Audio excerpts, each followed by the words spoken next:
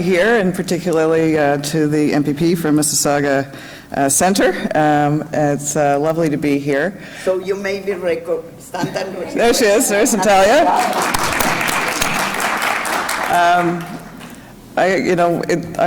It's always delighted to come to any event hosted by the RNAO, and for those of you who know me a little bit, I'm the proud aunt of a fairly newly minted RN working at St. Michael's Hospital in orthopedics and loving it, so that's great. But also, I guess she's now the third generation of nurses in my family, so it's a great profession, and I've watched the careers that you have as nurses up close, and obviously, it's very impressive. So I hope we're going to have a good time this morning and talk to you a little bit about the plan that we've been working on really since last July to really strengthen the public health system, and really focusing very directly and importantly on patients and families. And I think if you've obviously had an opportunity to hear from the Minister, Christine Elliott, who's the Deputy Premier,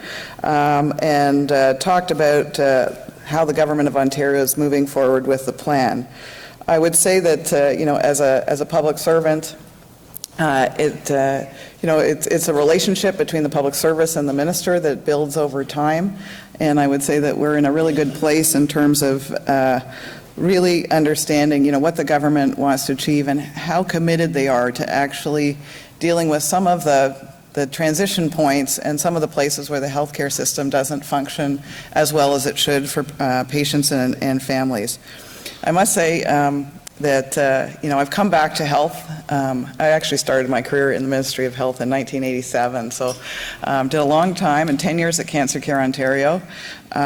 For whatever reason, they decided to send me into international trade and Treasury Board, and now back to health. And having missed about 4 years in the middle, I would say there's a lot of work that has been done. And much of it is very impressive, and I think very aligned to where this government wants to go. I think our job is to animate that and to try and make sure that we're making improvements in the healthcare system that are really going to make a difference, and make a difference for everybody across the province. So quite excited about what I came back to in terms of the motivation and interest of health providers. So have we got the clicker up? No, that would be good. There we go. How about that? Fantastic. Is that working? More? That's great. Got rid of that picture with me, which is about 7 years old, so I think we better do something about that. So you probably know all about this working in the sector, and I would say, the Ontario has, pockets of excellence, and, having worked in the cancer system, I know that pretty well, and some of the, world-class services delivered by the best providers in the world. But when we think about us, the journey, and, we all have our own story. I certainly have mine in terms of the last days of my father's life. It is at times disconnected, and that the transition points in particular between hospital and home care and back again and other support service providers and doesn't work as well as it should. And the handoffs really along the patient journey, I think, are some of the most troubling parts of our healthcare system. We've also had a number of reports, whether it's the Auditor General or our own patient and family advisory councils. They also tell us this, and they really feel like they're not being supported along a care journey as they move from one setting to another. And I think it's our duty, particularly from the ministry, to really respond and listen to that and see how we can make the system work better. They tell us, that they have to tell their story over and over again to different providers that they're interacting with, that their information doesn't follow from one setting to another. So I'm going to talk a little bit about how we're going to solve some of those challenges, walk you through the government's plan, understand the values that underline the work of the plan, because I think they're really important. And even when the details aren't fully fleshed out, it's the values that will drive us towards the right solutions.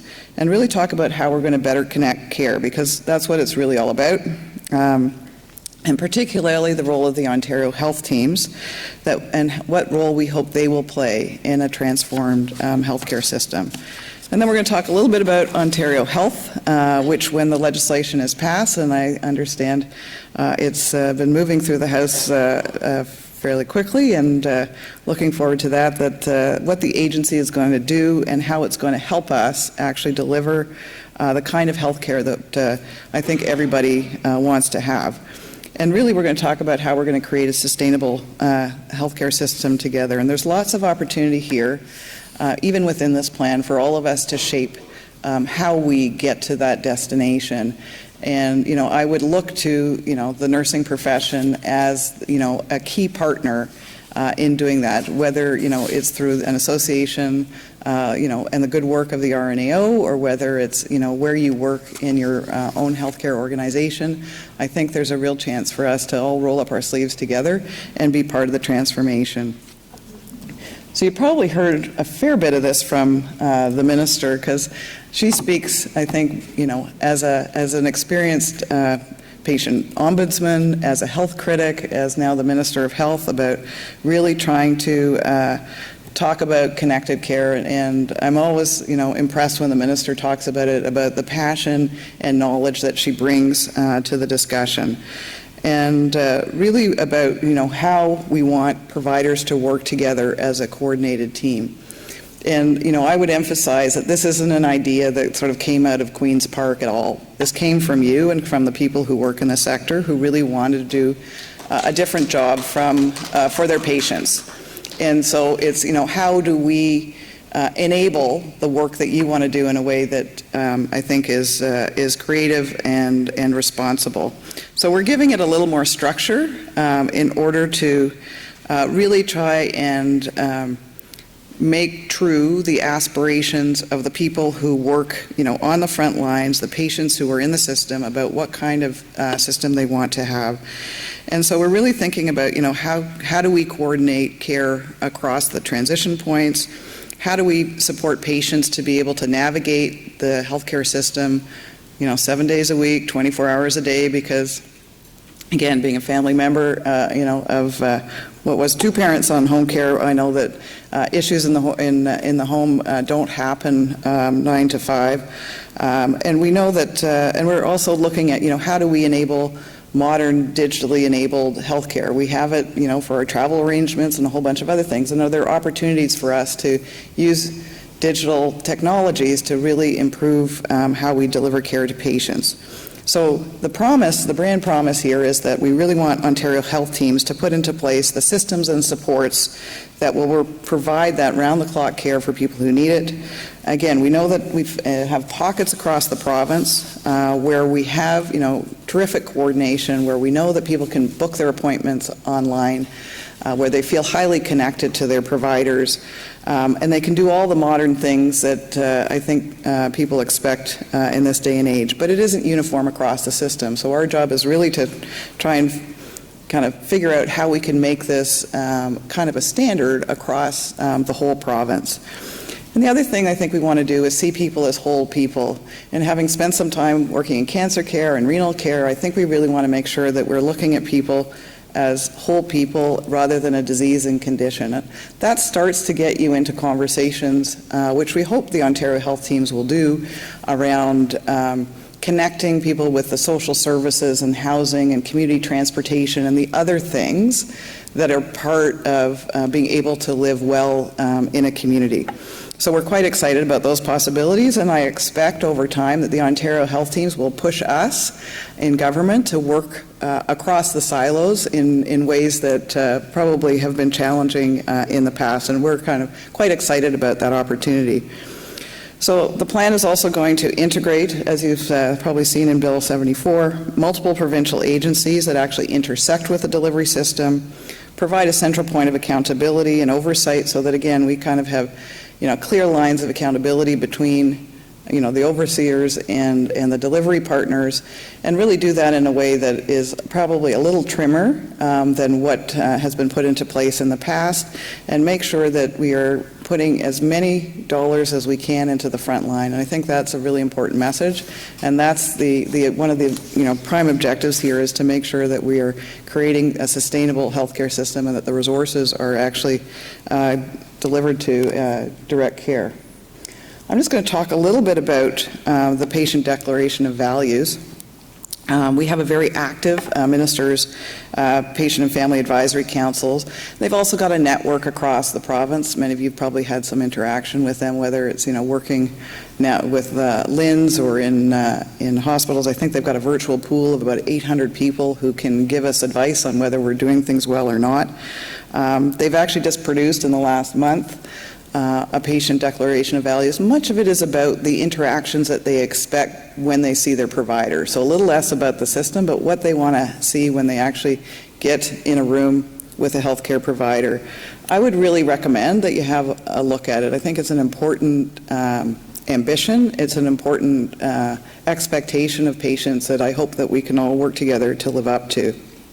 It's a real touchstone for us as we start to think about how we how we work together to serve the patients, families, and caregivers in the province. It talks a lot about patients as partners, not only in the design of the delivery system, but also partners in their own health. And that really means that how they get information about their health and their health status, whether it's information about tests or other things. They expect a whole lot more transparency and dignity in that interaction than perhaps we've been able to deliver on a regular basis. It addresses topics, and I've listed some of them here in terms of respect and dignity, expectations around empathy, compassion, accountability, transparency, equity, and engagement. So there's a lot of behind those words, but I think it's going to be a guidance for us, and I think we will measure ourselves about whether we're able to deliver on that, and really will, inform the evolution of the Ontario health teams, as well as the ongoing guidance and the relationship that we have with the Minister's Patient and Family Advisory Council, including its chair, Julie Drury, who's an important part of our team. The next slide just talks about the work that has been done to try and, in the development of the plan, and I'll go back to, the Minister's own history of work in the health sector, and certainly the listening that she has been doing for over a decade. It is a complicated process. To use the word transformation, I think, suggests that there's actually a lot of moving pieces and that there's complexity in the work. I think we've got Leslie Thompson here, who I used to work for many years ago, but I actually had the NHS, National Health Service in the UK, the change model on a banner in my office, just to remind me of how complicated it is to pull all the levers to actually create a positive change. And I'm kind of reminded that it actually takes all of us, and it needs to have continued work with partners and stakeholders and patients and families to actually pull this off. We do not manage the healthcare system from Queen's Park. We do it in partnership with the people of Ontario, and so we're really just beginning. And I think that we've got this is a picture obviously of the Minister, but we also have the benefit of the Premier's Council, chaired by Ruben Devlin, on improving healthcare and ending hallway medicine. They've been very helpful advisors to us as we've kind of started the process, but this will expand over time, and you'll see in the work of the Ontario health teams, we have a chance to really kind of create a transformed healthcare system, community by community, across the province. And I would just say a shout out of thanks to those organizations and people who were able to give us input on Bill 74. Obviously, there's a time for deputations. Patrick Discerny, the ADM responsible for policy in the ministry, I think we had 17,000 pages of input.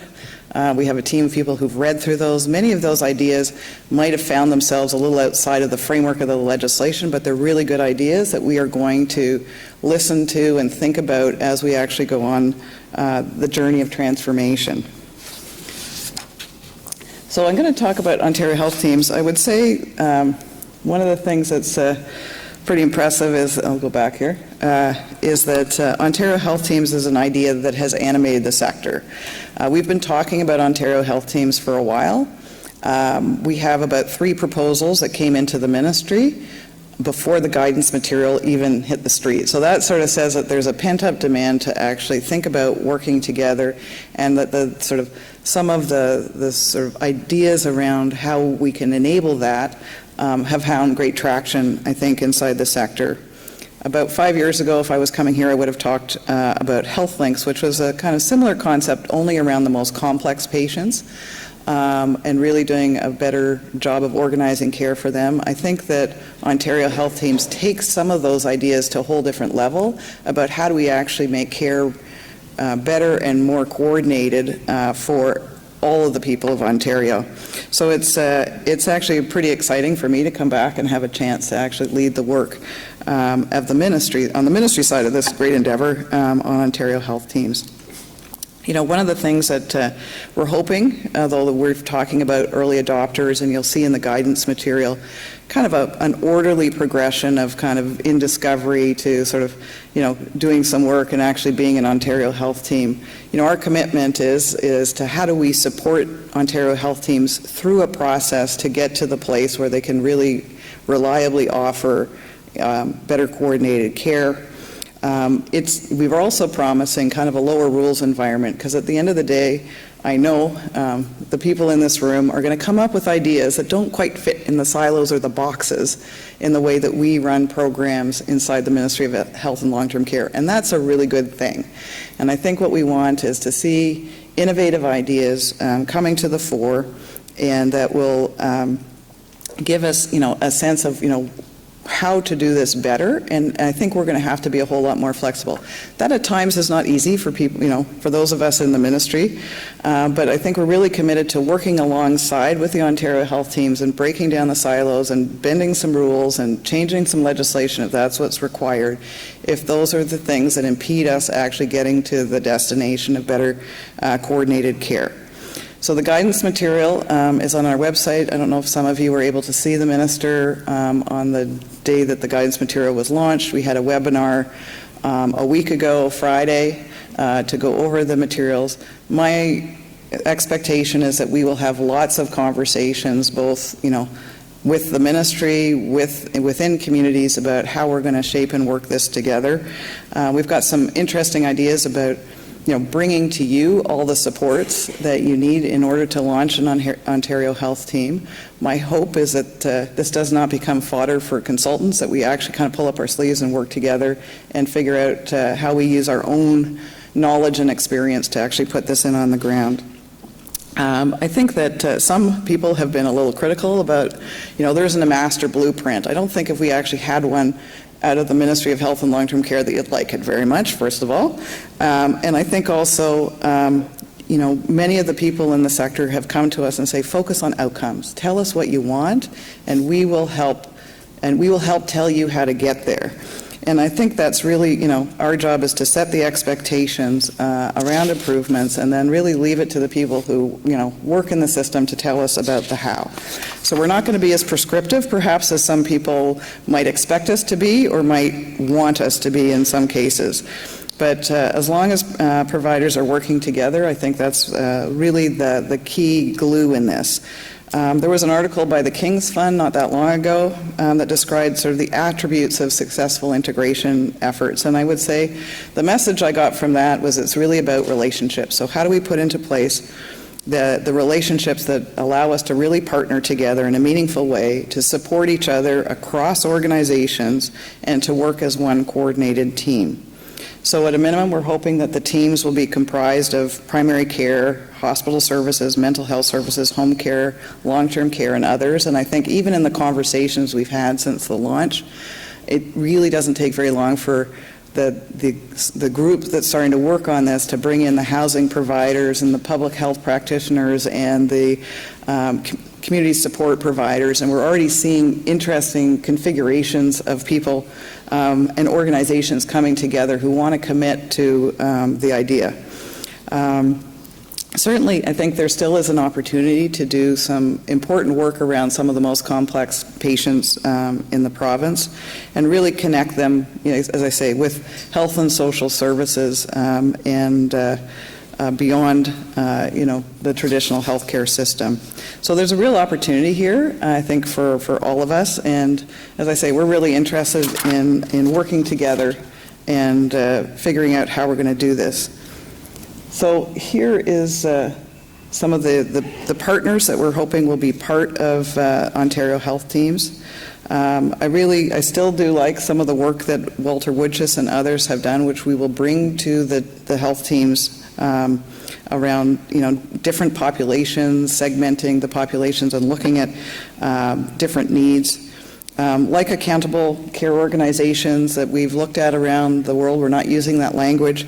The intent here is to create a team that's clinically and fiscally accountable for a population of patients, which means we're going to have to look at how we fund healthcare providers, how we organize ourselves as a ministry to enable the clinical and fiscal accountability that I think we're looking for. They're going to be responsible for really looking at a patient's healthcare needs, their history, connecting them to the different kinds of care, and really, as I say, deal with the transition points and the organization of care.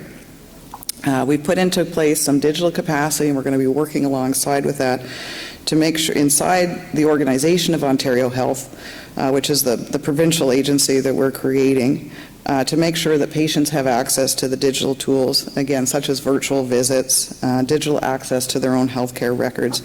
And there are jurisdictions that do a whole lot better than we do in those areas, and I think those are, that's where the opportunity is for us, is to bring our capabilities and make what I would kind of describe sometimes as kind of a leapfrog improvement in care.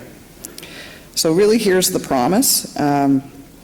I think that, our hope is that not only will patients benefit from this, but we're also using the quadruple aim as kind of the framework for what we want to achieve, which means that, there's a provider experience here that I think we want to make sure is part of what we're thinking about. So it really is a win for the patients, but I'm hoping that this becomes a more, a better work environment and more meaningful work for all of us who work in the system. It hopefully will enable providers to move quickly and comprehensively to get the information that they need to provide the best service to their patients, and really how to make that information a regular part of the healthcare system. So these are the kind of the major features. I would probably point you to the guidance material that goes into this in a whole lot more detail. And really, as I say, put into place, the patient population, the clinical accountability, operate under a single budget. That's going to be some work for us to do, and really follow the defined performance model, which I described as the quadruple aim. So we're going to have more conversations about what those outcomes are. As I say, there's opportunities across the sector to do this, and I don't know how many people I've talked to, but they're all kind of working on their Ontario Health Team, and I imagine that the benefits of collaboration will emerge even before the designation of Ontario Health Team actually happens. So what does an Ontario Health Team actually look like? As I say, it really isn't one size fits all. It is really a consultation with local communities to organize themselves, and we have specific expectations about the inclusion of First Nations, Métis, and Francophone populations. We know that the geography of Ontario is vast and varied, and so, I'm always reminded that, Northwest Ontario is the size of France, downtown Toronto is different, our 905 partners, work in a very different environment. So the solutions are going to be customized to the local circumstances and the local geographies. And that means that the governance may feel a little different in different parts of the province, and that's okay.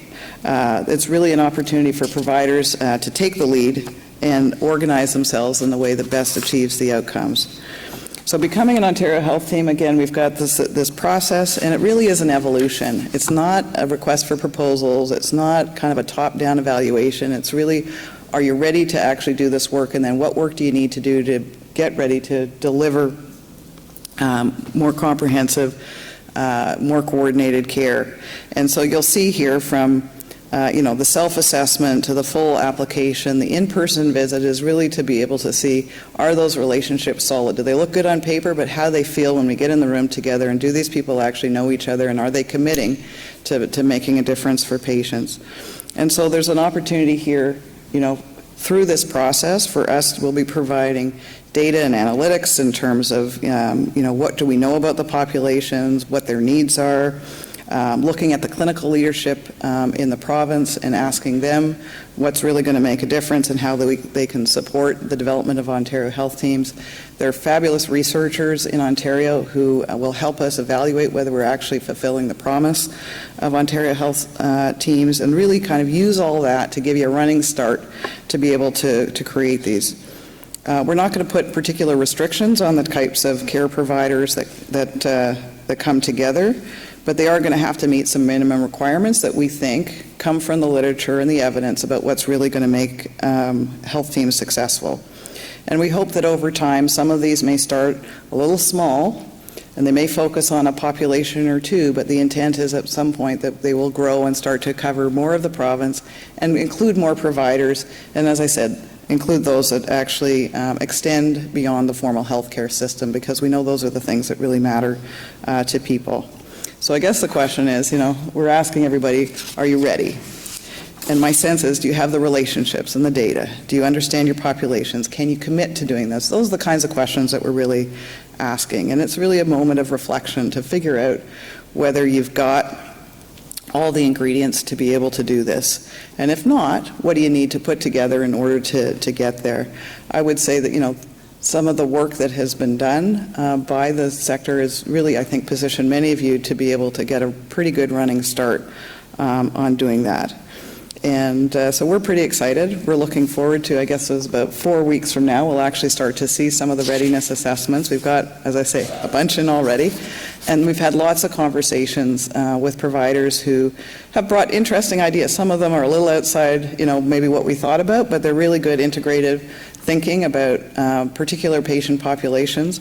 I'm particularly excited about some thinking that's been done, for example, in Ottawa about kids and bringing the capabilities of CHEO and the Children's Treatment Centre and the home care program together around some complex kids, having spent some time working in that sector. But we will have a proper evaluation process that makes sure that we bring a lot of different perspectives to the readiness process.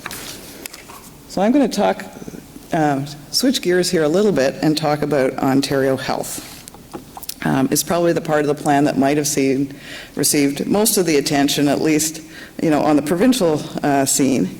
And I would say, really, when I think about it, I think of Ontario Health Teams as the ground game for transformation, and all of the other things that we're doing, whether it's Ontario Health, whether it's how we're changing the role of the ministry and what we do, it's all designed to enable the kinds of change and the care processes that we want to create locally.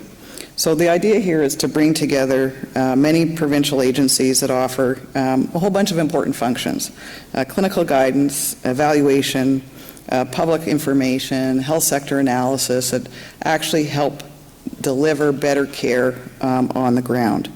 Many of the organizations, have world-class capabilities in terms of standards, methods of implementation. As I mentioned, I worked at Cancer Care Ontario for 10 years. I'm very proud of the work that we did in terms of making substantial improvements in cancer outcomes there. But I think that really, how do we apply this? It was done, actually I got to do that as well, applying the methods that CCO uses to the challenges of chronic kidney disease.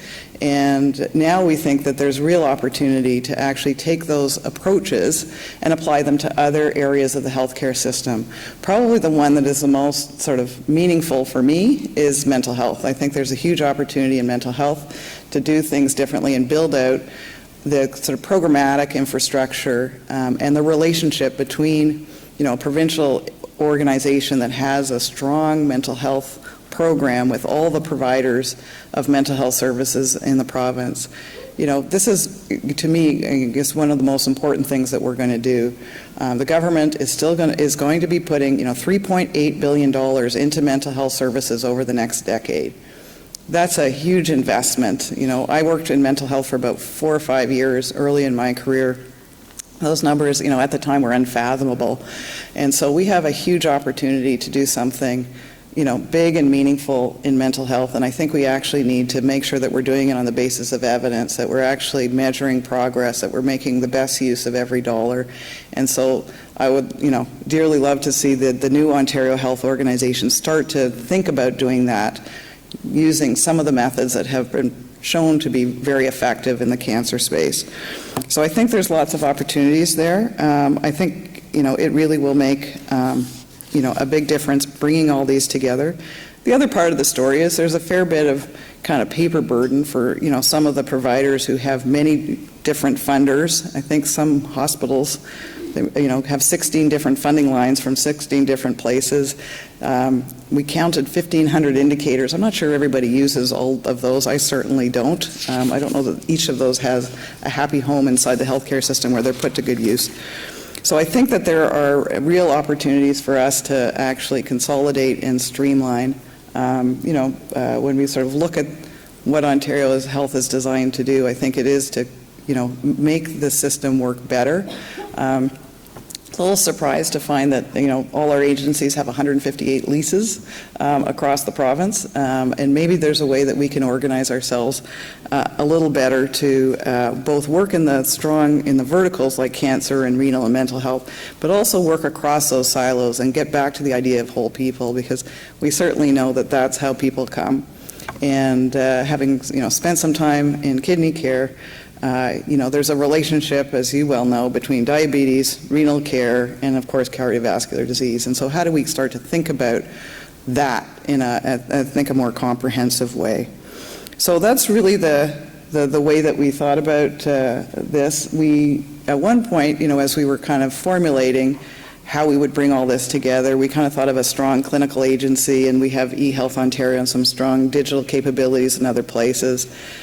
And then we kind of went, that doesn't make a lot of sense, because digital more and more is going to be how we deliver at least some of our healthcare services. And so how do we make sure that the digital part of what we're building out is really connected to the clinical part? Because at the end of the day, it's really, Ontario Health will be a clinical agency that's driving out how we connect and deliver digital health care. It's not an island on its own off on the side. It really is informed by the expertise of both patients and providers. And so that was how we built it and wanted to make sure it worked that way from the province all the way down to Ontario Health teams. So I think it's really about bringing, the best that we have, being able to scale that up across the system. I think, one of the things that excites me about all this, and particularly the Ontario Health teams, is they're also knowledge transfer nodes. I mean, think about what we can do as we kind of are able better to connect with, providers. It's kind of hard when you have, I don't know about you, I think we have 4,000 transfer payment arrangements at the Ministry of Health and Long-Term Care. Think about all the number of, of providers getting in to talk to my husband's a family doctor, so, all the many different places in the province where we deliver primary care. If people are more connected, it actually gives us a chance to have conversations with them and implement, new innovations and standards. I'm hoping better, faster, quicker, and so that the improvement is actually accelerated for patients. And I guess if we did, if we were so smart, we would have done it before. And I think we really need everybody's inclusive leadership to make this happen. And so as I think about kind of closing, it really is, about us working together. I would say, Doris is always on our shoulder, thinking about, how we can do things better. I expect you to do the same in terms of trying to make sure that we actually do fulfill this promise, that we actually develop a common approach across the jurisdiction, but not necessarily a cookie cutter.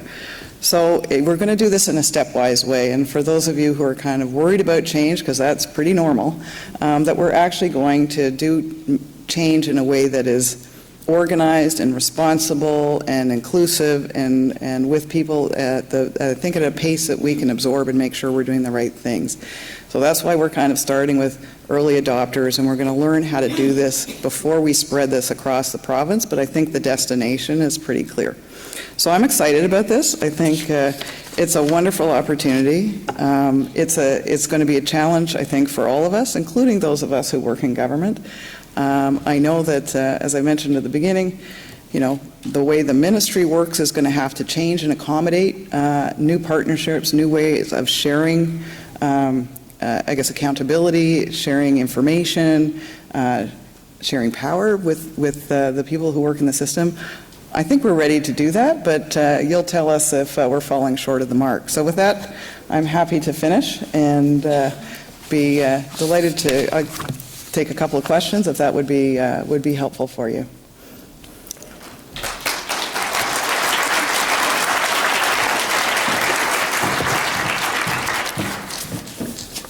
Before we give you the book, I don't think I have given the book to you. So here you go. So before the questions, I just want to make a comment that Helen was, I think, one of the first people that saw into 12 our ECO model, Enhancing Community Care in Ontario. And so she was one of the first ones to give feedback on that. I think even in another office. We were in University Avenue, I remember. Yep. And she was relatively new in government. Here you go. And then the Minister Christine Elliott, actually was the first to come in support of the model back then. And when you look at the model, several aspects of that model, I think, parallel with what we are seeing. What we said then, we are going to say back now, is that we wanted care coordination in primary care and the care coordinators in primary care, and that didn't happen, right? They were moved to the LINs, which now my understanding is that the minister of the day, actually that's not what he wanted, but I am not sure how things happen in government. If again the same will happen, that is a lot of restructuring without the clinical really service piece improved, then I'm not sure Ontarians will materialize what the potential is. So what we will be pushing also is on how it is happening and that these integration aspects of the service delivery happen. You said that some of that is being energized or already, and I want to give you 2 examples, very concrete, of how it's happening at the association level. You were not here, but Leslie Thompson witnessed that at the opening ceremonies. All the nursing associations, were here, of course, but all the medical associations were here. Not only the presidents, also the CEOs, including College of Physicians and Surgeons. So I wonder if that's to do with scope of practice, because they had never come, but OMA had. But also 37 other associations were here. Yesterday night at the banquet, I had a gentleman coming. He wanted to make sure that we meet. He actually works on housing, and he wanted to comment vis-a-vis the Ontario health teams. And then, of course, the pharmacists with whom we have worked very closely. So just to give you a hint of how we are going to plot together, so you get ready for that, because I'm going to call a meeting with the OMA. I spoke with Nadia, and with the pharmacist, and we are going to look together on how we ensure that actually primary care is not lost, but is strengthened in this process. And on that, I want to only end and open the mic to the fact that I do believe that was by pushing on the issue of primary care that actually became part of the picture. I don't think at the beginning was much of the picture, and it was an RNAO for sure, but also was the Ontario Primary Care Coalition, which was Adriana Titley and I are the co-chairs and the founders, amongst others. And other health professionals that are pushing from the ground up that primary care needs to be really this part, a serious part of the picture. And I see my colleagues in public health, and I'm sure they will also remind us that public health is important. For sure. Yeah, just a comment on primary care. I think every jurisdiction will tell you that primary care is an essential part of integrated care and Ontario Health Team. So, we will have more conversations about care coordination, but the locus closer to the patient that organizes care, with a team in the clinical environment makes a lot of sense to me. So, there you go. We're just following, you got to follow the evidence, right? Exactly. You said that well. So my name's Jennifer Flood. I'm a past board representative from Region 11, which is Northeast Ontario. And Doris, she took the words kind of right out of my mouth about public health. So I am a registered nurse working in public health. And as of Friday, we learned from the budget, the announcement about public health and the amalgamation. So my question is about that, but a couple of key points kind of that triggered, and just to keep in mind, you talked about mental health, you talked about the data, understanding the patient population. These are key places that public health does play a role. So I'm wondering, kind of a two-part, one's more of a comment, the other is more of a question. The role of the registered nurse in public health, and to keep that in mind, because as we move forward with the whole person, understanding the patient population, public health does have a key role. And if you can answer any questions, because I know a number of my colleagues and in public health, with the vagueness of the announcement, so some of the lack of clarity around it is creating a lot of nervousness and fear. So I don't know if you can respond to that. Yeah, thanks for the question.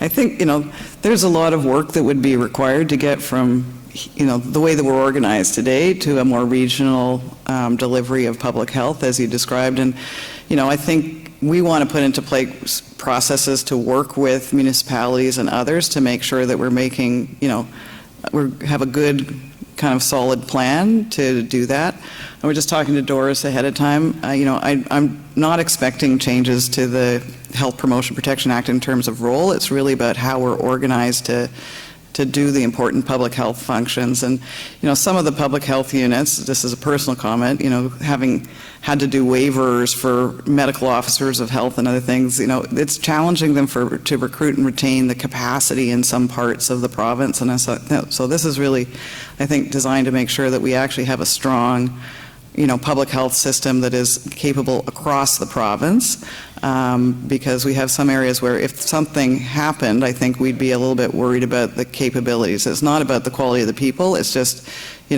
how some areas are really kind of challenged to keep the workforce that they need to be able to do that. So, but lots of work between here and there, and I know change is hard and difficult, but it will be organized and done thoughtfully, and we will be working with our municipal and other partners to make sure that that is the case. So I think you'll see that coming out. And yes, strengthening the public health care is, I think, key. So thank you for your time. My pleasure. Thank you.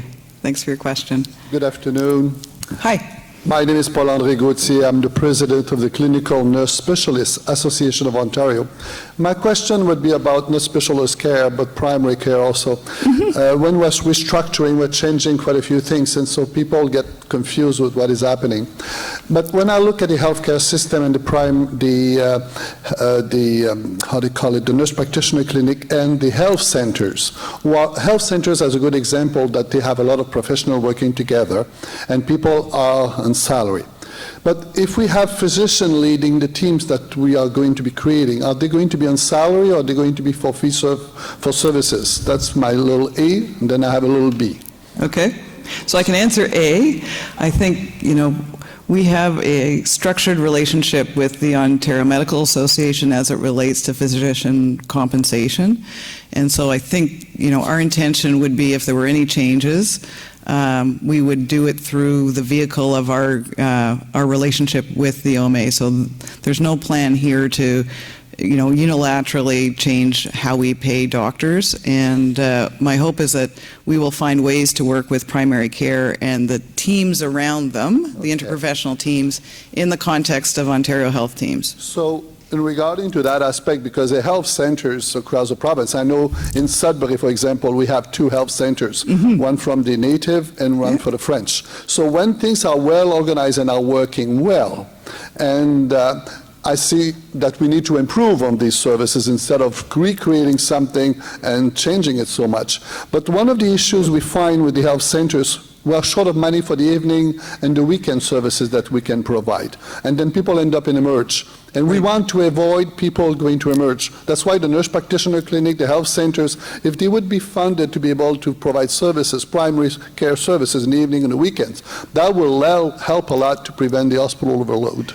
So it sounds like you need to get involved in your Ontario Health Team development, because those are the kinds of things I think we're trying to ask Ontario health teams to solve for, is what is that relationship and how can we create a more seamless service so that you've got the coverage and the hours that you suggest, and that, you know, I would imagine as you start to look at the data, you will find that if you enhance the capacity in primary care, that you will find that you probably don't need as many emergency room visits, and that there's a way to actually then, in the context of your Ontario Health Team, move the resource to where it's going to provide the most value.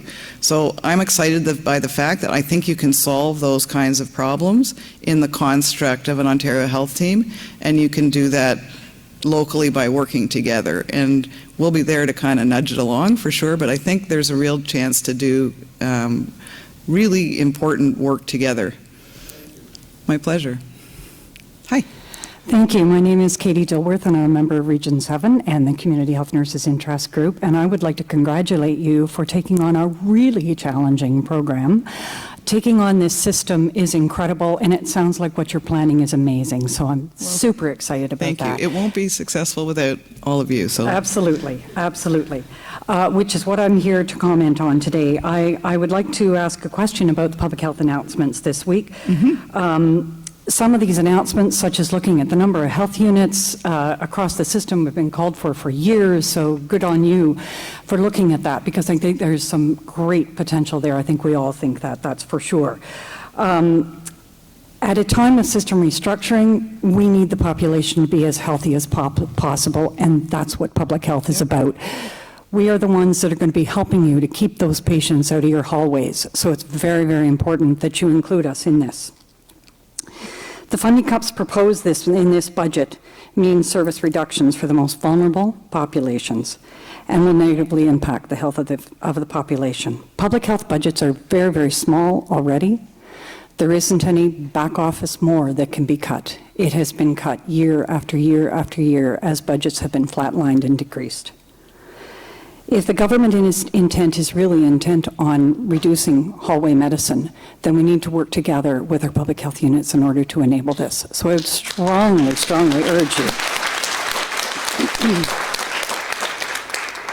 We want to help you. We really, really do. So we want to be at the table, and I'm so delighted to hear you say collaborate, partnership, Absolutely. Work together, muscle in together. Work with us, and we're happy to help you create the best health system in the world. Thank you. Thank you very much. Appreciate that. Did you want to respond to her? No, I will take her. I will take the public health sector up on that offer, and we will find a way to work together and make sure that we're providing high quality care and you know, prevention and I'm fully aware of you know, the variety of services, from, you know, dental programs, screening programs, and the other things that public health does, and how to connect that, I think, to the rest of the system. I think it will be the challenge, and we'll work on that together. Go ahead, please. I just want to thank you for coming today so we could have an open forum to talk to you. So I'm Kathleen, and I'm a registered nurse, and I've been in the emergency nursing specialty for the past 5 years. I've had the luxury to work in 2 downtown teaching hospitals as well as a rural community. I've seen quite a disparity in the way that our patients are treated depending on where they live. One of my concerns is, one, hallway medicine, because I've only been a nurse for 5 years, and we've gone from 1 hallway bed at one of my hospitals to 18. That's a problem. Number 2 is, I thought going to a smaller hospital that there'd be more of a community sense and possibly more access points for these patients. Unfortunately, there's not. So I just want a tangible example of how, one, you guys hope to fix hallway medicine, and two, do nurse practitioner-led clinics fall into that? Because if you live in a rural community, a lot of the resources are gatekeepered by physicians, and unfortunately, that's not acceptable. Mm-hmm. Thank you for the question. I think that it's pretty clear if you understand, this is a complex adaptive system and it's got lots of moving parts, that it's not a function of building we've got about 1,200 people in hallways across the province. It isn't a function of just building 1,200 beds, and it's about flow, it's about some of the rules, about how people move through the system, it's about who comes to emergency, it's about ALC, it's about primary care, it's about public health, and it's about everybody working together in the system capacity. And I think you see that thinking around the work of the Premier's Council. They've had one report released at the end of January. There's another report coming in the next couple of months. We've done some things to basically deal with some of the surge issues this winter in terms of opening up the Church Street site for additional beds. Those are good things to do, but I think the systems issues that underlie the problems of patients in hallways are a little more complex than that, and that's in part why we're doing all of this, is to really get providers working together so that we can keep people out of the hospital, whether it's at the front door coming in or whether it's at discharge, where we've got 15% of our hospital bed capacity being used for alternative levels of care. So I think we have an opportunity here, and I think we're under no illusion that this is a complex undertaking that requires all the parts of the system to work well together. Thank you very much. Hi, Esther Mogadam, Ottawa Public Health, Region 10. First of all, I just want to echo previous comments. Really, thank you for such a coherent, promising vision. I think coordination for healthcare in Ontario is of utmost importance, and the investments that you spoke of, such as mental health, are so critical. So a comment and a question. I'm really pleased to hear you speak to the role of nursing profession as a partner. I think if we're getting these services right, we really want to be at the table, and I think we can really help inform the way forward. My question to you is that there is so much swirling around since Thursday's announcement. And the one thing that nurses don't like to do is put legs to the rumors and the speculation. Is there anything you can share around timelines, process, and changes to the cost funding model with cost-shared programs with municipalities? Thank you. Thanks for the question. I understand the sentiment. I think I will say I am a deputy minister and not a minister, and I think it really becomes the role of the government to communicate the timelines and everything else. This will not drag on forever. We are expecting, I'm expecting that some of this will be communicated in the coming days and weeks by the ministry and by the minister herself. And so I think it's the government's, message to communicate. But I would say, in times of change, it's probably best just to kind of keep doing what you're doing. It's good work. It matters. And as I say, there will be an orderly process of transition. There are many steps to this, and I think you need to focus on the good work that you do, and we will try and alleviate the ambiguity as quickly as we can. Hi, Okay. I'm Brian Groot. I'm a high school teacher from London, Ontario, and my wife is an RN, as well as two of my siblings are also RNs. So I've been able to see Ontario healthcare from different perspectives, and it seems like the theme here today is kind of holistic, evidence-based healthcare and creating better efficiencies in the healthcare system. And it seems like more and more teachers are becoming unofficial mental health workers in Ontario. Yeah.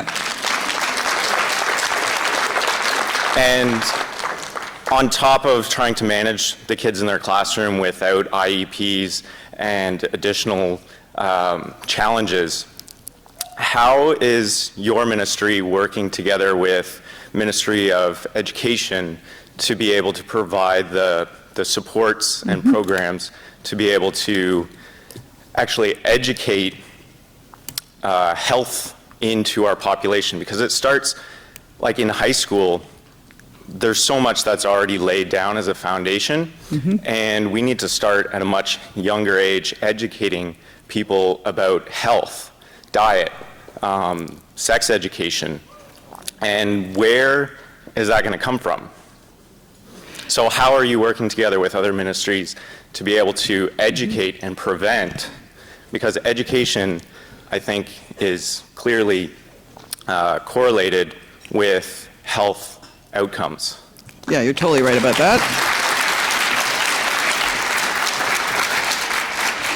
Yeah, so I think, I'm looking at Patrick here, but I would say that, the work that we've done on mental health and sort of thinking about core services and other things, the government will probably come out with its more detail on its mental health plan in the future, but it really is trying to, again, take a whole person approach.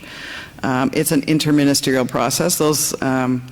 I think we're learning how to work better together with our partner ministries, whether it's Children, Community and Social Services or the Ministry of Education. And so, these issues are not ours alone within the Ministry of Health to solve. It really is, again, by working together and seeing opportunities. And so, you will see, over time, investments, I imagine, being made in the education sector as it relates to health and dealing with the determinants of health. But I don't think I have any specifics for you today. But it is ongoing work of the many ministries involved in the social policy area. Thanks. Hi. Hi, thank you for sharing all this information and the vision. My name is Annie Perry. I'm an RN originally from Ontario. I've worked in 3 provinces. I've worked in the States, and I've returned to Ontario. So I have and I've worked in all 3 levels of health care.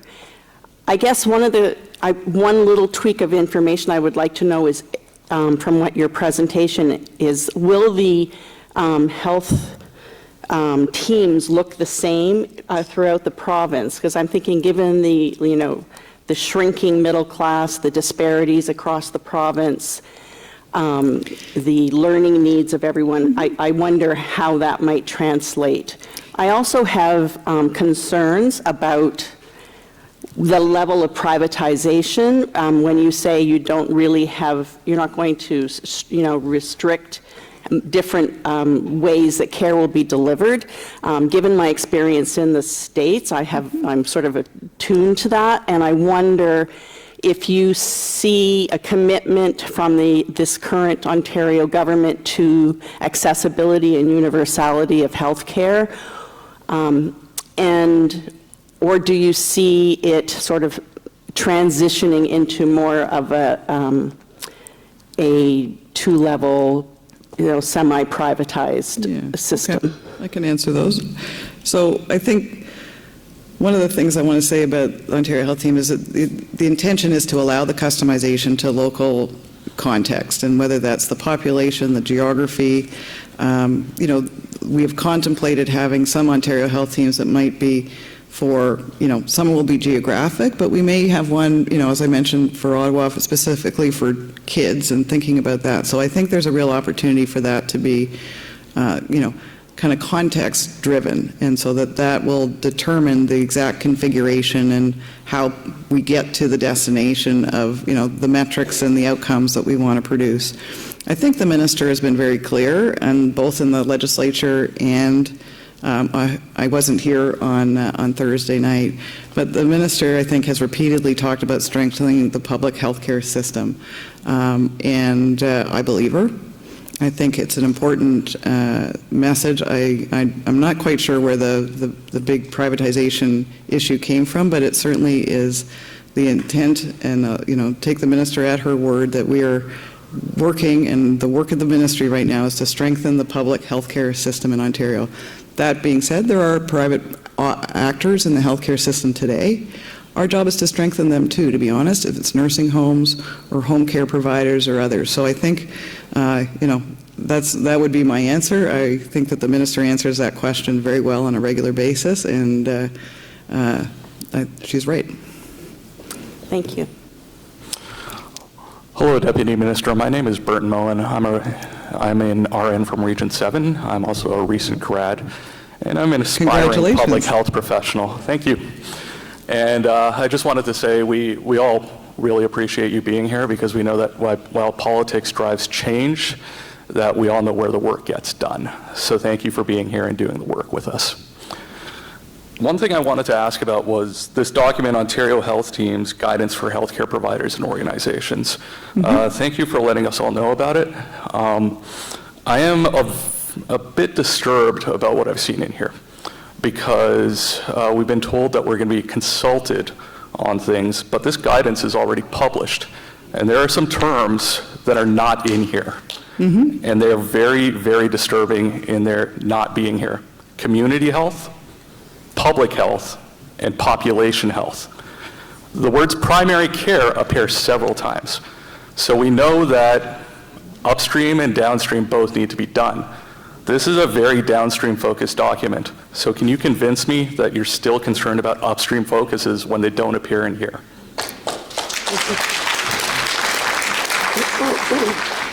You know, I'd have to have another look at the document to have a look at what you're saying. I think when I put the slides up, the intention is to include community health, to have this very community health centered. The whole idea is to bring partners together. The community health partners, to me, are an essential part of this, whether it's and beyond primary care. We've got some very active and interesting partnerships on the ground. So if those words didn't appear, then it's we can correct that, because that certainly is the intention, that we actually look at, the health of the population. The data that we will provide to Ontario Health Teams will be population health based in terms of, what is the disease burden, the smoking rates, and other things that impact the population. We will have information on income quartiles and other things that matter to health outcomes. So, I'll have to have another look at that and see if there's an opportunity. Good news is, these things are on the web, and we can always make them better. So thank you for your feedback. Thank you. Go Wolves, go. Thank you. Hi. Hi, it's How are you? Baynock. Hi, I'm a longtime RNAO member, and again, I want to echo thank you for the informative and very interesting presentation. I too am very excited that this mirrors some of the work with the health links. And one of my biggest disappointments with the health links were, number one, I didn't see too much standardization, and not that I'm looking for cookie cutter, but there's got to be some standard that says this is what we're looking for. Secondly, it started out volunteer, and in some ways, kind of stayed there. So I'm hoping that with this work, number one, there is some standards. Number two, I'm interested in your take on what will be the catalyst. Why will this work? What's the carrot? What are going to be the drivers? And the third mini question is, you mentioned resources in that slide, help through resources. Can you talk a little bit about what might those resources be?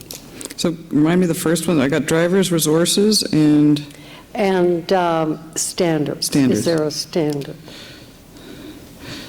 So I think, this is kind of a learning environment where, with the early adopters, I think we're going to learn a whole lot about what is possible. And at some point, this will become a standard of care, right, in terms of integrated care and the, seamless patient journeys and all of that. So I think, we're going to specify the outcomes. We're going to learn how to do this, and then it's going to be an expectation across the province. And I think the guidance document is pretty clear that this is, the intent is to cover the province once we learn how to do this.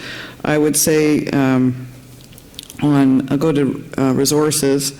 We're not providing additional money for organizations to do this, but we can provide facilitation and information. The fact that I think providers, let me step back. The best resource we have is the intrinsic motivation of people who work in the healthcare system, who want to do the best job they can for patients. And so how do we create the environment where that's possible? And, frankly, there's deep resources in some parts of the system, not so much in others. And so how do we get those providers to work together and share them, as opposed to us actually bringing, more money to the system? And I think, the early indication is that, we've got an energized health sector that is willing to step up, roll up their sleeves, and do this. I think, as I say, the drivers for us is that this captures, I think, many of the ideas that have come from the front line, and we're trying to make this work. And, it probably is that the work processes that we use with the early adopters might be a little different with those that are, a little bit more challenged in the relationship, and we're going to have to roll up our sleeves and help facilitate some relationships and broker those. And we will do that. I think, it's a big adoption curve, and so I think, we want to work with those that are willing so that we all learn how to do this and what the real potential is here, which I think is enormous, but, and how we deal with, some of the more challenging, the governance and the funding and all of those things. And we'll get to that, and eventually I think we will get to a place where we cover the province. Okay, Thank you. Hi, I think I'm going to have to go soon. I don't know how long I promise to be quick. My name is Amber Mahoney, and I'm a correctional nurse that's focused in mental health, and I have a two-part question. Yep. So the first question is, the previous government was working on trying to get the Ministry of Corrections, now the Solicitor General, same idea, under the Ministry of Health, because our healthcare is led by deputies who are not healthcare related. And then the second question is, because we're not under the Ministry of Health, how are our patients, who we work very hard to stabilize and get ready to go out and not recidivize based on their mental health systems, to be involved in this system? That's a great question. So I would say that the work between the Ministry of Health and the Ministry of Correctional Services, I think that might have changed their name not that long ago. Solicitor General as of last week. Is continuing. We actually have a very good working relationship, and we're trying to figure out how we can, coordinate, for those patients, because, I think the stats are quite interesting in terms of actually how little time people actually spend in Ontario provincial correctional facilities, how the connections back into the community are really matter. How do we make sure that we're providing good quality care while they're with us? And so we're looking at discrete populations, whether it's those on remand or whether it's those who have been convicted. So Patrick is here. I'm not going to make him come up to the stage, but you're actually leading the work on this with our colleagues. On the deputies don't have clinical backgrounds, you're right. We're career public servants. I think we care deeply about the public services that we provide, and most of us are smart enough to know that we bring a skill set above public administration and implementation science and how to work with governments of different stripes and that kind of thing, and smart enough to know that we're out of bounds and we need to rely on our clinical leaders in the system when it gets into those kinds of issues. And it really is about the partnership between those of us who have kind of generic management skills and the people with deep subject matter expertise. My husband will say on occasion, what year did you graduate from medical school? Mostly because he's a doc, but because sometimes we'll go, oh, well, that seems to be, quite a manageable cancer or something like that. And he'll go, oh, lordy me, Helen, think you're off your piste here. And you do pick up some of that after 30 years of working in healthcare, but I am reminded regularly that I didn't go to medical school. I studied as an urban planner, probably a little stronger on the determinants of health and built form and living in cities than I am on the depth of knowledge that you would have on health. So just part of the second part of the question was, how will corrections be involved in the healthcare change system?